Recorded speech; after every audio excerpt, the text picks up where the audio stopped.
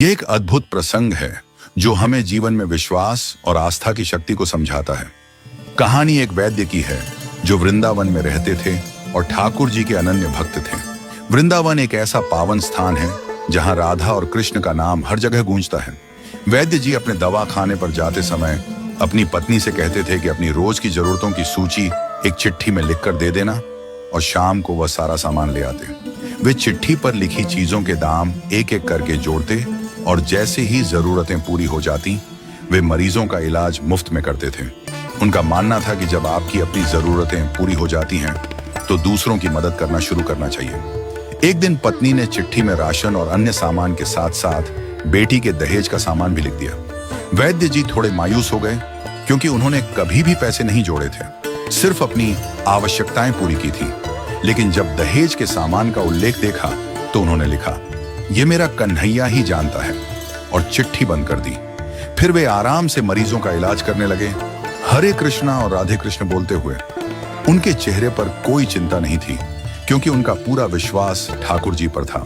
इसी बीच एक बड़ी गाड़ी आई और उसमें से एक व्यक्ति उतर कर आया।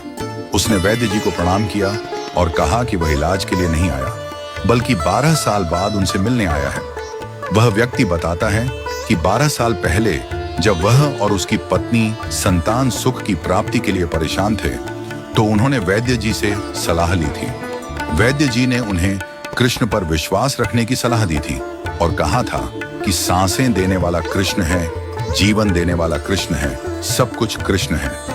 इस विश्वास ने उन्हें आत्मविश्वास दिया और वे कृष्ण का नाम लेने लगे। इसके बाद उनकी संतान हुई और अब वे इंग्लैंड में रहते थे। वह व्यक्ति अब अपने भांजी की शादी के लिए भारत आया था और उसने वैद्य जी से कहा कि मैंने आपकी बेटी के दहेज के सारे सामान की व्यवस्था कर ली है। मैं सबको एडवांस में पैसे दे चुका हूं। जब भी आपको दहेज के सामान की आवश्यकता हो आप उसे ले सकते हैं। यह सुनकर वैद्य जी की आंखों में आंसू आ गए। उनके लिए वह व्यक्ति इंग्लैंड से आया हुआ नहीं बल्कि श्री कृष्ण द्वारा भेजा हुआ था। वैद्य जी ने उस व्यक्ति को चिट्ठी दिखाई और कहा कि देखिए, उन्होंने सुबह ही लिखा था, यह मेरा कन्हैया ही जानता है। वैद्य जी ने बताया कि इतने सालों में कभी भी ऐसा नहीं हुआ कि उनकी पत्नी ने जो चिट्ठी में लिखा हो वह पूरा ना हुआ हो। उनका पूरा विश्वास ठाकुर जी पर था और उनका कहना था कि जब जीवन में कुछ असंभव लगे तो भगवान को याद करना चाहिए क्योंकि कृष्ण के साथ कोई समस्या नहीं हो सकती। यह कहानी हमें यह याद दिलाती है कि आस्था और विश्वास के साथ जीवन जीने से कोई भी कठिनाई हमारे रास्ते में नहीं आ सकती। भगवान हमारे लिए क्या योजना बना रहे हैं यह हमें नहीं